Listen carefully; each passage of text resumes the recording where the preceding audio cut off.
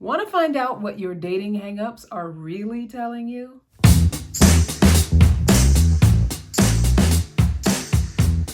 Hey, sweet baby, welcome to Loving Relationships for Women of Color. I'm Candace Harper, Love Coach, and my mission is to help professional, spiritual, and growth-driven women of color and culture reclaim our divine feminine power and attract loving relationships.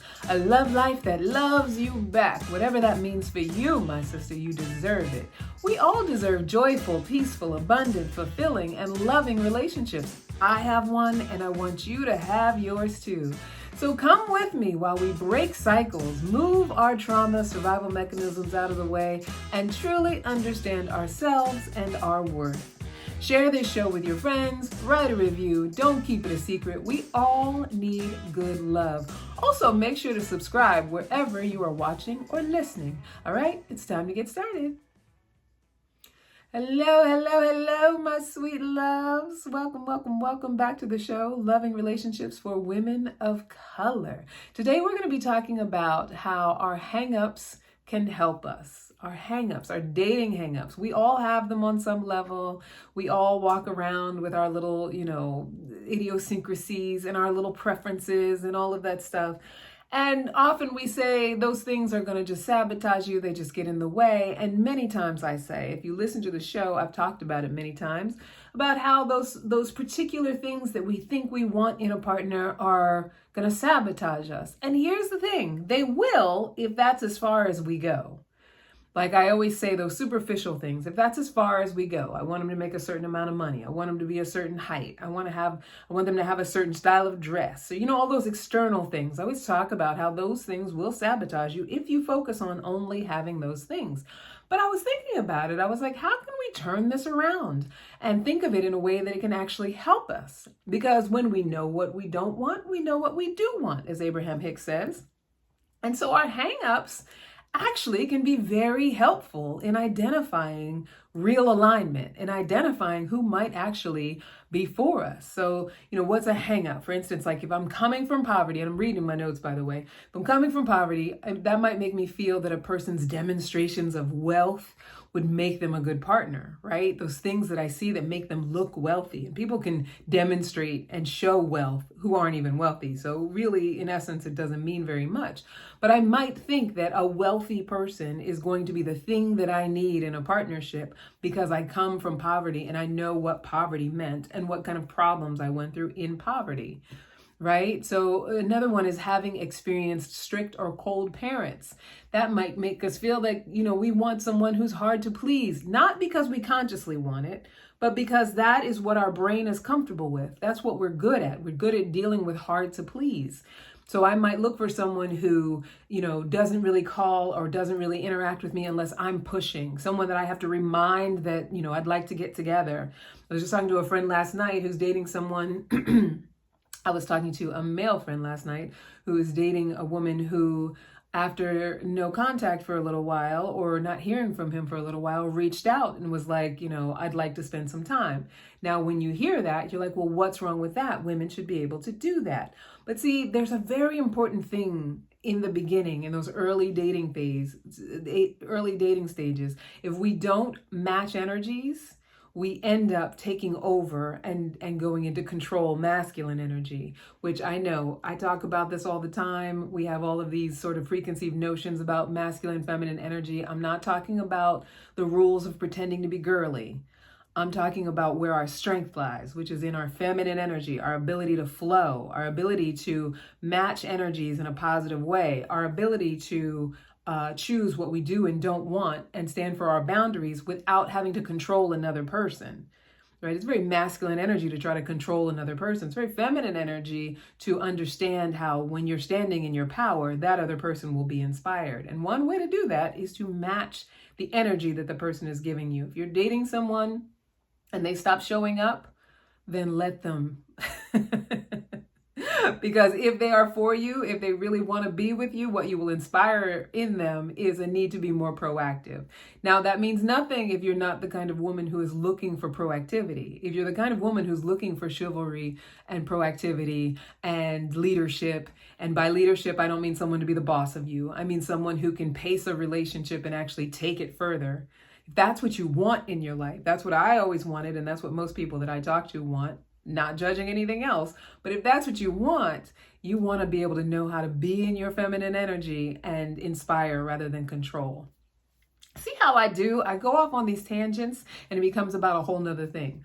But so that's why I say that, when we grow up with strict or cold parents, it might make us feel like someone who is hard to please or someone that we have to chase after. That feels like love, right? When I have to do things to be good enough for you, that feels like love. So it's a hang up that I have. I'm not interested in you if you like me too much. My hang up is that you got to be difficult. You got to be a challenge. And any woman who's out there, interacting with someone who's a challenge, but saying that they want someone who is fully in their life, there's cognitive dissonance going on. So that's another hang up. He's got to be hard. He's got to be a challenge. He's got to be a bad boy, as they say, the cliche. And so when we're not aware of our hang-ups, they do us a major disservice. When we're operating, just not even realizing that it's a hang-up, we're calling it a preference or a requirement. Just a couple weeks ago, I talked about that Ebony K. Williams interview with iyanla, where she said, only if he's driving the bus. That's a hang-up, right? That's a preference. And so it speaks to a deeper value. It speaks to a deeper core value, a deeper kind of alignment that she and any woman who says they require something is looking for.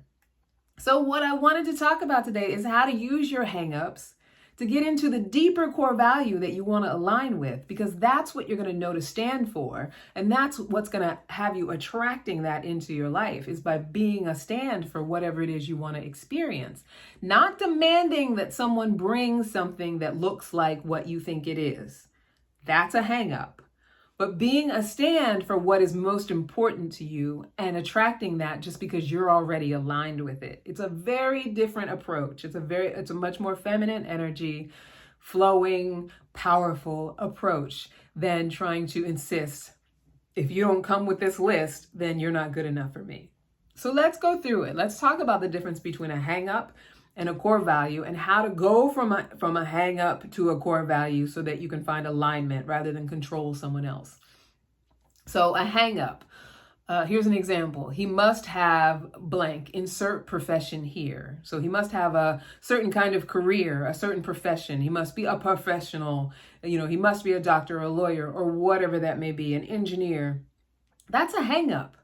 Because that does not guarantee any sort of stability. It doesn't guarantee any sort of providership. It doesn't guarantee any sort of positive interaction with someone. It just means that externally they have the show of being this thing, right? And so maybe statistically, the likelihood that they could provide stability is a little higher. But even someone who is capable of providing stability, if for some reason other things are out of alignment and you end up not liking each other so much, which happens a lot in marriages, are they really a provider if they can't provide those deep feeling things, those loving things to you, right? So what is that hang up an avenue into?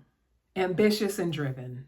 So those are core values, ambition and drive, right? And whatever it is that you define success to be, ambition and drive. So someone who has their own pursuits, someone who understands that they are valuable when they are self-expressed, someone who is living into things that they are skillful at, how they can help their community, how they can bring value, how they can create stability. And I know that it's hard to recognize that in a person unless you look at the external things.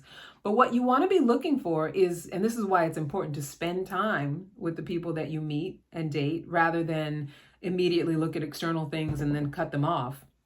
You want to be spending time because that allows you the opportunity to see if that person aligns with ambition and drive. You can't look at where a person is in this moment and tell whether they align with ambition and drive. You have to stand in ambition and drive and see if that person is in that ride with you, along for that ride with you. Like you're someone who is determined about getting your work done, and there's someone who is like, well, how can I support you? I'll, bring you some dinner. I'm also getting my work done. How can we hold each other accountable?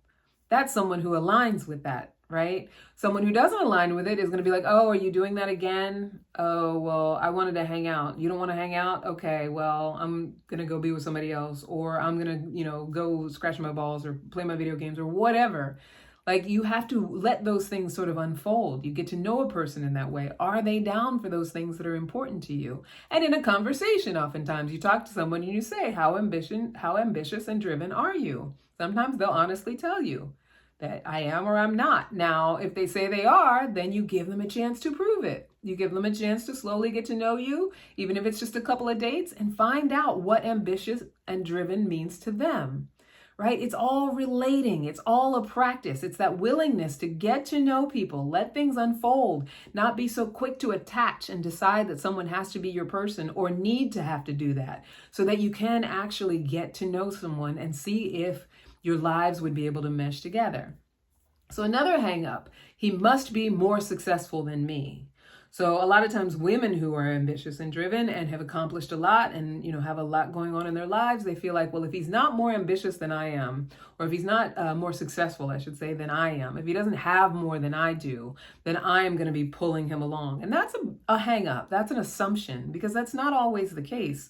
Sometimes you'll have someone who is just as driven, but they're driven in something that doesn't necessarily make them financially wealthy, or they're driven in something that, might make a difference in the world, make a difference for other people. And, it has a different kind of time commitment than what you're doing. So this idea that he has to be more successful, whatever you're defining success as being, in order for you to be able to be compatible, is a hang up. But if you say, I want someone who is supporting and encouraging, right? Those are core values. And what happens when you match with someone who is as successful as you are is that they have the ability to see what you're about, especially if you're in alignment with it, and support you with it.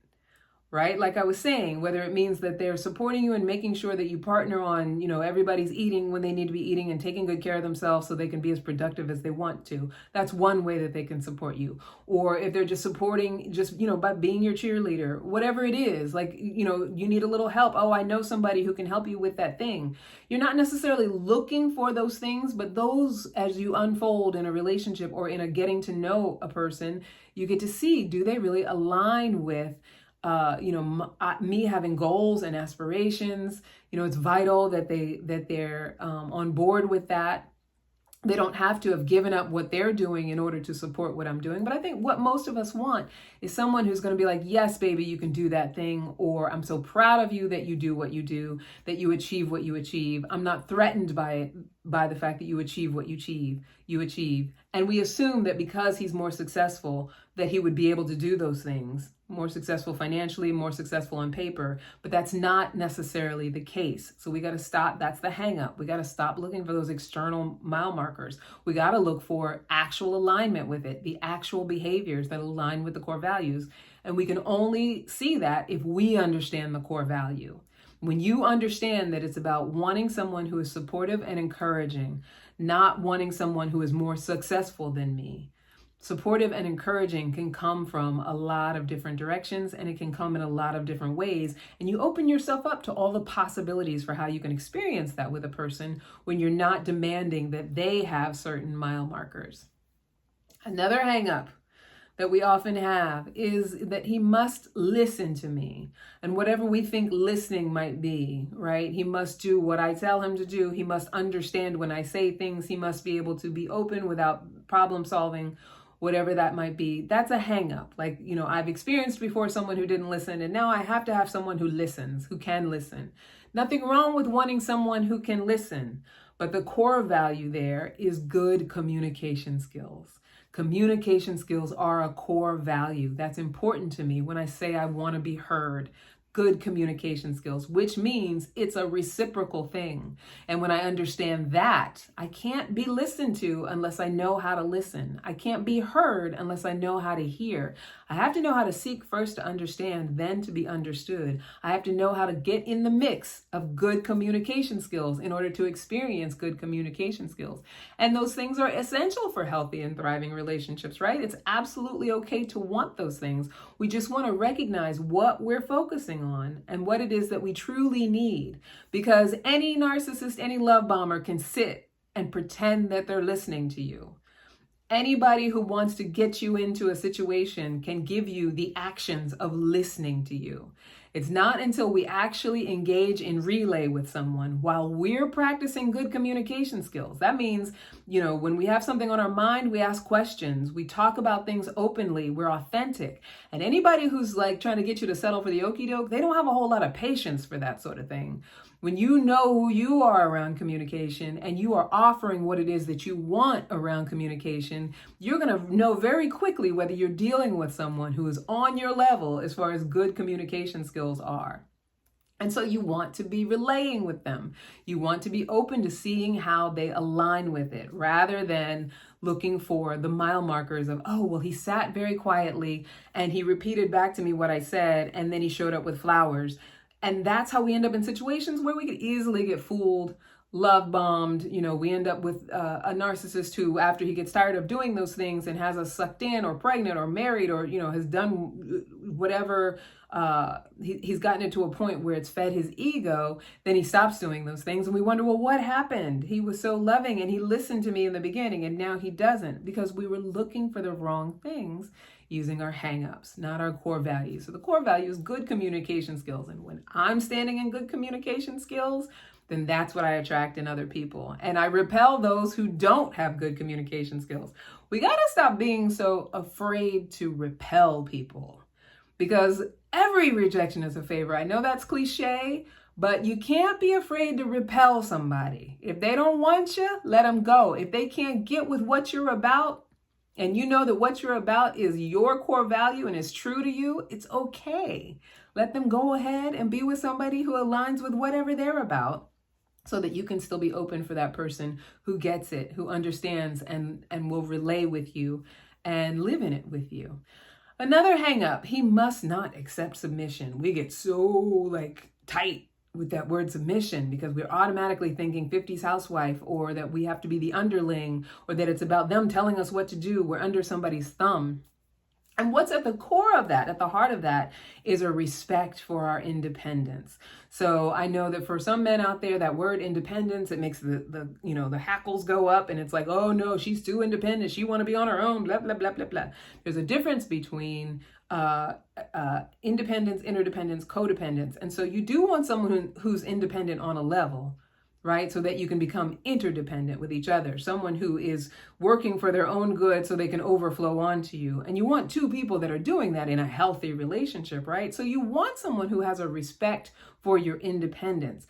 If you confuse that with the idea of submission, like giving up yourself in order to do what they want you to do what they say, then what you're looking for in that other person is them never having any sort of need from you, or something that they want you to do, or something that they want you to do in a different way. So you're not willing to partner or relay because you're so busy being like, you don't see me as independent, you don't see me as doing what I want to do, and so you can't be right for me, or I'm just going to keep fighting you on it.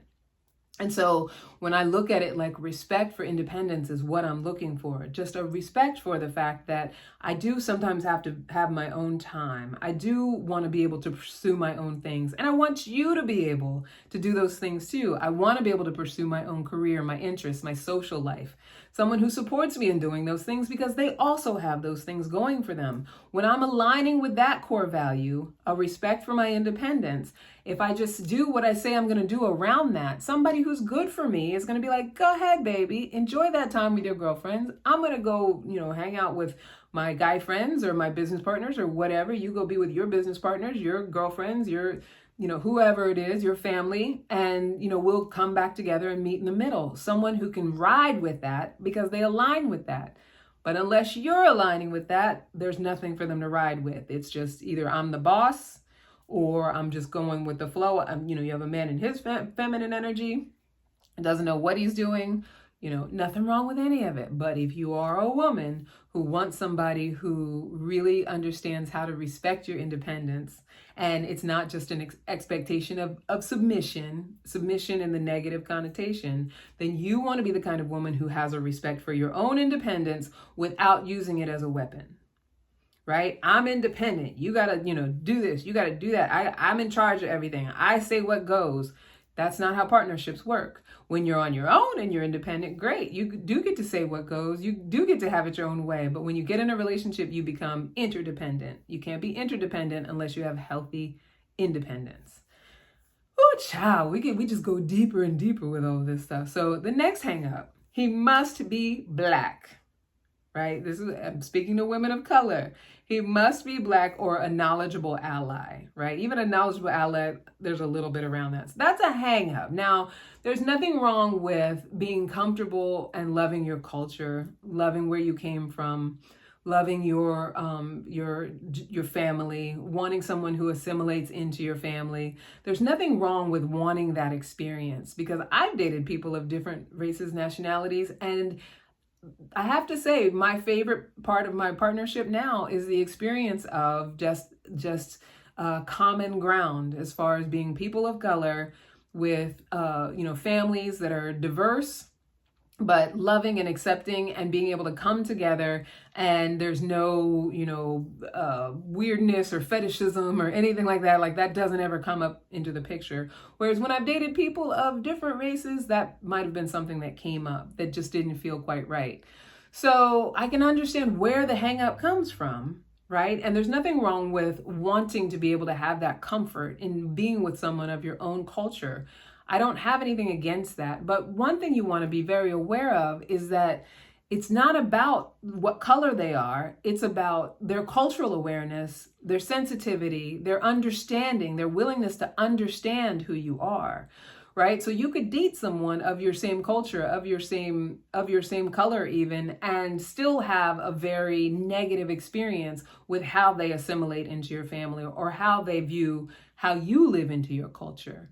Right? Whether you're someone who is, very aware and, maybe you're all about social justice and things like that, and then you're with someone who's of your same color or, even of a similar culture, but their intentions and their priorities around being who they are very different than yours. So there's no insurance that you align. It's a hang up because someone is Black and you're Black, or somebody is Indigenous and you're Indigenous.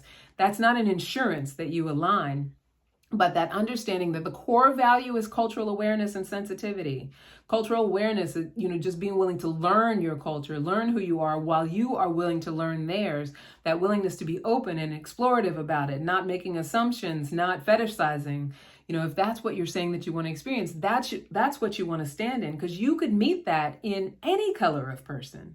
You could meet someone who understands racial and cultural differences in a way that is more fascinating than you ever imagined. And it won't necessarily come in any particular color. Someone who understands your spirituality, your religion, and either practices or can assimilate with it because, they understand the principles of it. All of that, it's possible to attract that in a person, but if you base it on what color their skin is, or if you base it on whether they directly came from the same culture as you, or the same type of family as you, the same race as you, that's a hang up, because you could be missing out on a lot of people who would be able to understand and integrate and be interdependent and really cause a beautiful love connection, a beautiful relationship, and a beautiful family with you, while you're insisting that they must be a certain race. Next hang up. He must be into, like I've had a couple clients recently that are into doing triathlons and things like that. So, one of the hangups was he's got to be into, some sort of racing, triathlon, super fitness type things. And so what's at the base of that is I want someone who has the same level of interest in their health. Right? Like someone who cares about their strength and their vitality and all of that stuff. So the way that I care about my health, my strength and vitality isn't the only way to do it. And so I could be missing out on all of those people who do it in a different way, and some different ways that I could do it too.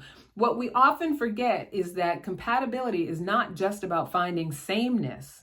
There's also a level of looking for what's different so that we can teach each other things, so that we can learn from each other, right? And when it comes to shared interests and hobbies, which are the core values, right? The interests and the hobbies, what we have to realize is that it's not the interest and hobbies themselves, it's the interest in them. The fact that they want to do things, the fact that they care about their fitness, the fact that they want to be active. So if I'm in alignment with that, that's who I'm going to meet.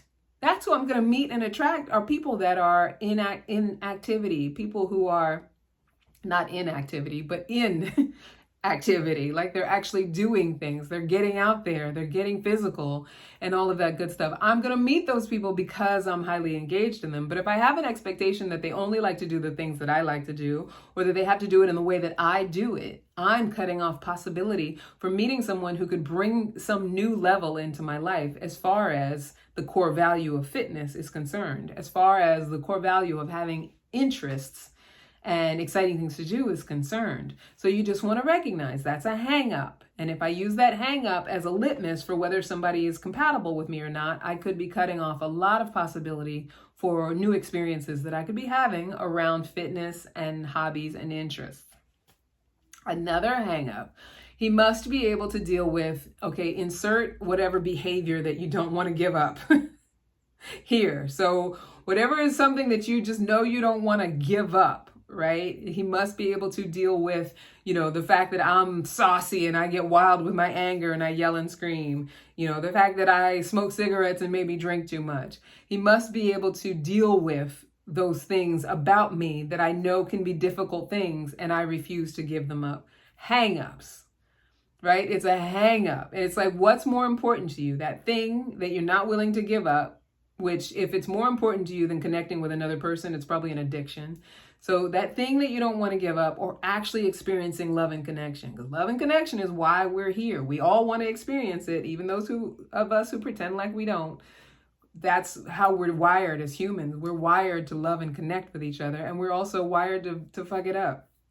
But him being able to deal with it is not a compatibility factor. It just means that you're going to have somebody who is coming with their own addictions and hangups and things that you're going to have to deal with. You could be that, crack addicted couple on the corner together or whatever it is that you're into that is not so good for you.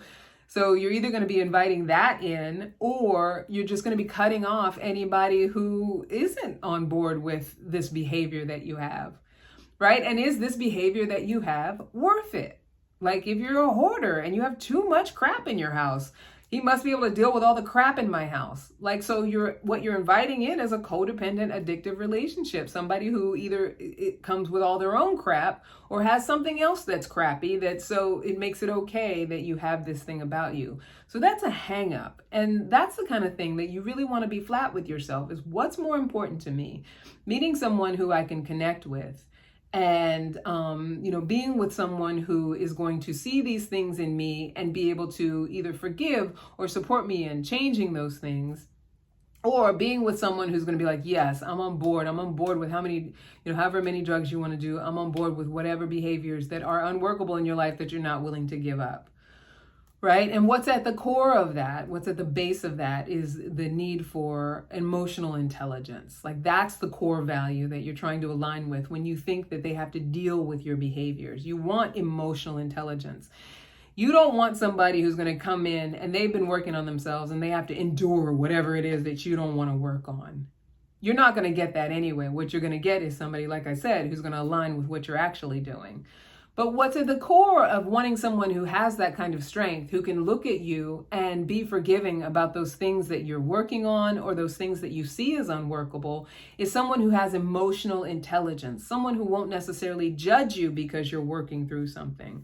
So, a partner who is self-aware, empathetic, able to handle and express their emotions in a healthy manner, being able to resolve conflicts with you, with effect and mutual respect. Those are the things that you really want. And rather than holding on to this way of being that I have, that they have to suck it up and accept, think of it like, if this person comes with an emotional intelligence, if this person is coming with the ability to resolve conflicts, as I'm growing through this thing, because I want to have a willingness to let it go so that I can experience love and connection, that there's someone who would be able to be in that with me, the growth, supportive of the growth, someone who would be able to go on the ride of releasing this thing that doesn't really serve me anyway. I'm just hanging on to it because it's what I've always done, or it's a trauma response. Right? And some of this stuff can go a little bit deep. You definitely want to be talking to a clinician around unworkable behaviors that are hurting you. You definitely want to be working with someone who can help support you through releasing those behaviors, because yes, you can get into a relationship when you're addicted. Yes, you can get into a relationship when you're not loving yourself, when you're doing all kinds of behaviors that aren't good for you. But the kind of relationship that you will attract will just simply be a mirror of whatever you're doing with yourself, however you're currently treating yourself. So you want to keep that in mind. Again, you don't want to match with someone based on your hang up. You want to match with them based on your core value. And here's how the hang up can become the core value. So this next one, he must make me laugh.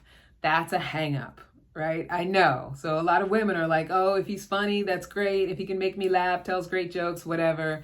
That is a hang up. And why do I say that's a hang up? Because it's very self-centered and not in a healthy way. It's this expectation that he must be able to entertain me, right? And so what's at the base of that is that he gives that kind of attention, that he makes that kind of effort, that I feel pleased, right? And what I'm looking for is a sense of humor.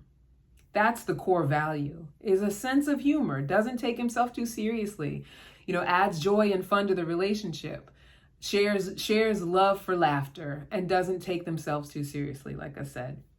So that's what I want to experience, because then we both are in the space where we can entertain each other. And if I'm aligned with those things, if I'm not taking myself too seriously, rather than sitting and waiting for him to entertain me, or having an expectation that if he can't entertain me, then he's not the one for me. If we're willing to engage what we find humorous together and explore what that is and have conversations where we're entertaining each other in that way, we get to build the safety and stability that comes from not having to be so heavy, not having to be so, what's the word I'm looking for? When we have to pretend that we're so cool, or we have to pretend that we have it all together. We take ourselves too seriously, like you can't ever question me or tease me, or we can't have jokes between each other because I have it set up that you just have to know how to entertain me, right? Rather than the core value, a sense of humor, a sense of lightness, a sense of joy about life.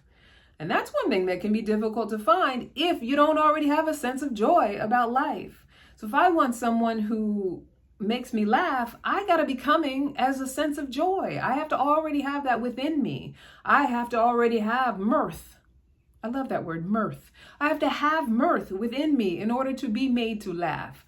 I have to come with a willingness to participate, right, in that activity, not an arms folded, this is what you need to do for me, because that's a hang up. He must be highly spiritual, transformational. Hang up. I know you think that's crazy. You're not saying that, Candace. You're always talking about spirituality and transformation. What are you talking about? So yeah, like that's a hang up to say that someone must be those things. Because first of all, that requires us to recognize those things in another person, to look at that person and be like, oh yeah, you got a nose ring and a tattoo and you're, playing with singing bowls, you must be spiritual and transformational. No, that does not indicate any sort of spirit or transformation in a person. That just means that they're into woo-woo stuff. It's very external. So what's at the core value of that? That they're open to growth and learning. Also goes back to that emotional intelligence factor. So what I'm saying is I value a partner who is open to personal growth and learning. Exploration, is open-minded, willing to challenge their own beliefs, and continuously seeking knowledge and self-improvement. If we're not growing, we're dying, as Tony Robbins likes to say. So what's there as the core value is growth, and the willingness to grow, and the open-mindedness around growing. And there's nothing wrong with looking for that alignment, but it takes conversation. It takes a relay. It takes interaction. It takes time to get to know if someone is open to those things. It takes a minute to breathe, not just those external outside things that make it seem like they are. Even if they're hanging out in a community that is a growth community, that doesn't necessarily mean that they're really open. They might already have their set of, things that they already know, and they're not interested in learning anything else. Or they want to be your guru.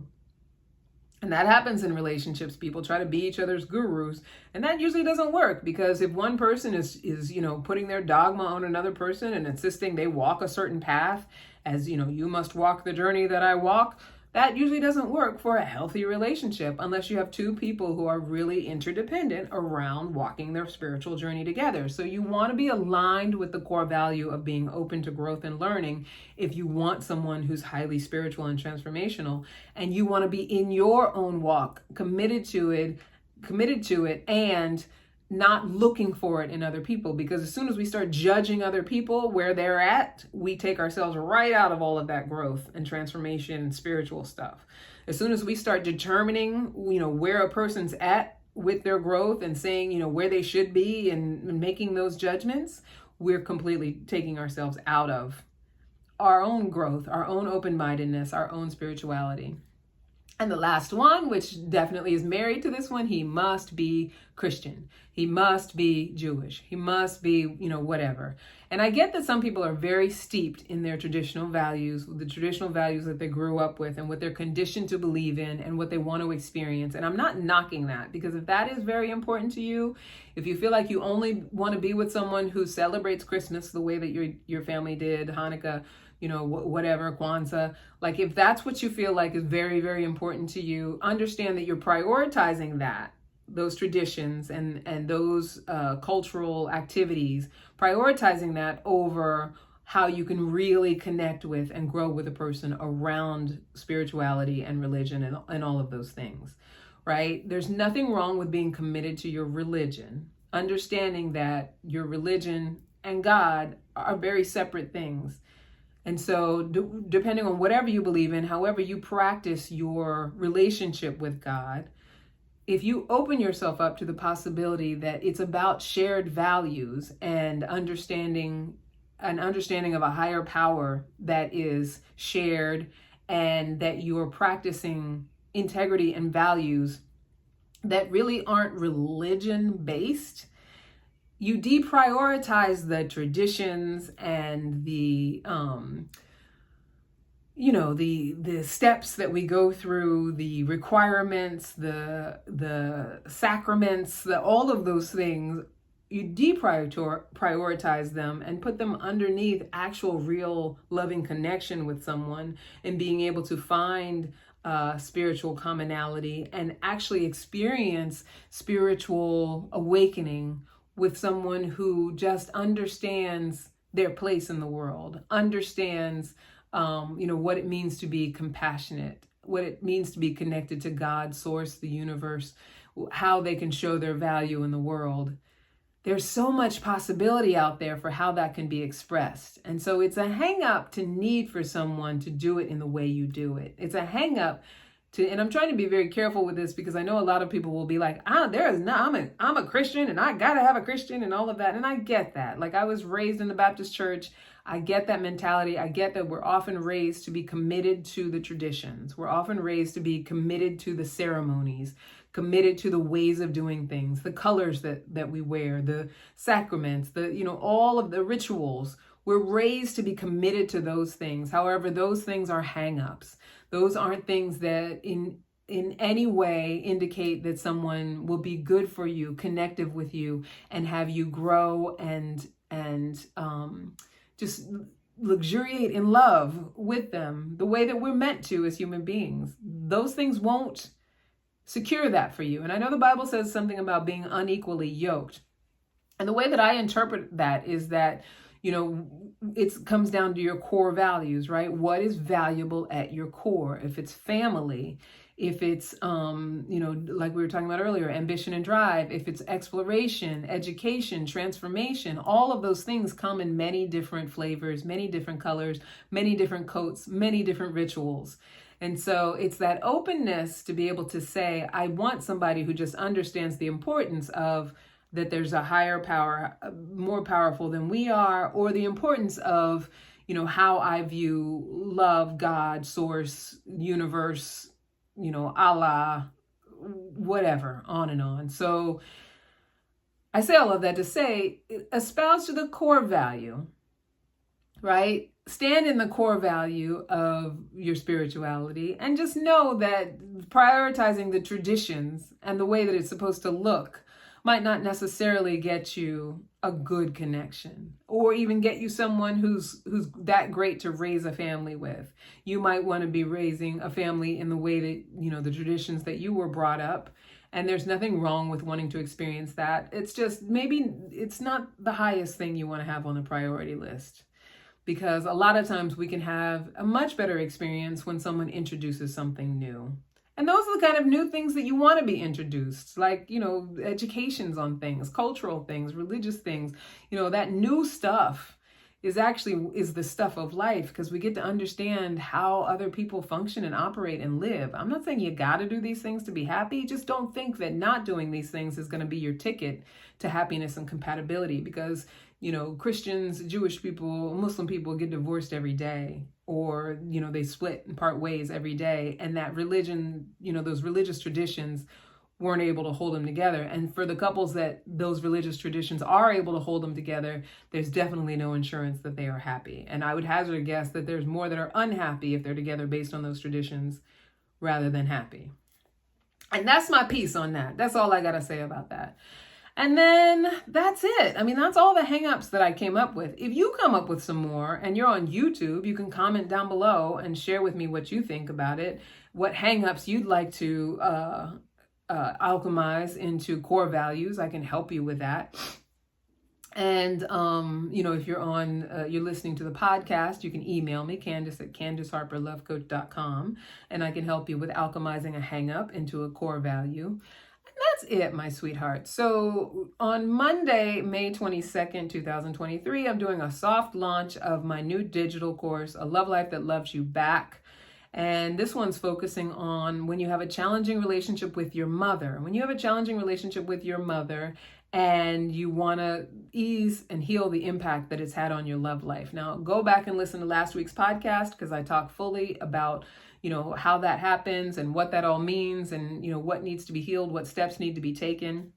But in this particular course, the results is that you get to come in, heal that relationship with your mother, reclaim your divine feminine energy, and hit that reset button on your love life and start all over again from fresh, without the story that, whatever it is you've been through with your mother, whether it's an abandonment thing, whether it's an abuse thing. And it's not always that she did something horrible. Sometimes, she got sick and passed away when you were young, and that had an impact on you. It has an impact on how you navigate relationships. So I say all of this to say I'm opening up that digital course right now. You can go to bit.ly/loving relationships for WOC, and that will take you to the link to actually, I think it's to either fill out the application or, to learn more. Actually, by this weekend, it's going to be to learn more about what the course actually is. It's soft launch on Monday. We're going to do the real launch next Monday, the 29th. And between now and then, the price of the course is only going to be $197. It's going to double by the time we have a hard launch on May 29th. So hurry up and learn about it to make sure if it's something right for you, that you get it at the lowest possible price. And that's it. It's self-paced, by the way. It's a digital course. It's all videos and then exercises. There'll be exercise PDFs. So it's not a lot of reading or anything like that, but you'll get a lot of great information, a lot of videos. There's different modules. One of them is the relationship inventory, which is a great module. Healing it with your mother is a great module. Core value identification, and how to actually, what we just did today, alchemize those core values, stand in them, align with them so that you can attract someone from that place, and how to be in the practice of that. And also, we're going to do a painkiller around whatever's going on with your relationship with your mother right now, because we want to get the impact that it's having on your dating life out of the way. And we can do that right away so that you can start all over again and start fresh, clean slate, brand new, like a virgin, honey, and just start fresh. Have a new relationship, have a new dating life, wherever you may be in that process. All right, my sweethearts, I love you so much. I went long this time because those of you, if you're listening on the podcast, I did a video. So go to YouTube so you can watch me live. Well, not live, but you can watch me. You can see me. And until next time, keep being unapologetically lovable. And by all means, my sweetheart, my goddess, give yourself grace. All right? I love you so much. Bye now. Mwah, mwah, mwah.